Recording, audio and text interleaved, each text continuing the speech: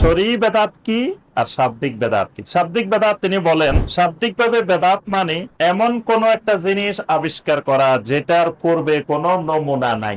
নমুনাবিহীন নতুন কোন জিনিস আবিষ্কার করলে শাব্দিক ভাবে এটাকে বলা হয় বেদাত। এখন শরঈ বেদাত কোনটা? প্রথম কথা, শরঈ বেদাত হলো এই বেদাতটা আদাতের মধ্যে হবে না, বেদাতটা হবে দ্বীনের মধ্যে। মানে আমরা পৃথিবীতে যত জিনিস ব্যবহার করি, যত জিনিসের সাথে সম্পর্কিত, প্রত্যেকটা জিনিসকে প্রধানত দুই ভাগে ভাগ করা হয়। একটা হলো আদাত আর একটা হলো দ্বীন।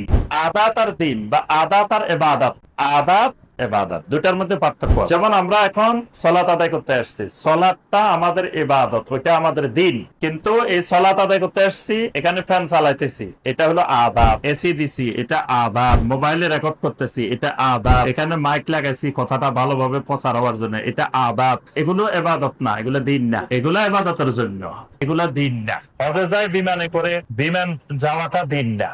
এটা আমি বিমানে না যাই, অন্য পদ্ধতি থাকলে অন্য পদ্ধতিতেও যাইতে পারি, কোনো অসুবিধা নাই। কিন্তু আরাফার ময়দানে 9 তারিখে উপস্থিত থাকা, ওইটা ইবাদত। তাওয়াফ করা, ওইটা ইবাদত। তাহলে বোঝা গেল আদাত আর ইবাদত। বেদাতটা কখনো আদাতের ক্ষেত্রে হবে না। প্রথমে শরীয়তের দৃষ্টিতে এটা মনে রাখতে হবে যে যেগুলো আদাত, এগুলো কোনোদিন বেদাত হবে না।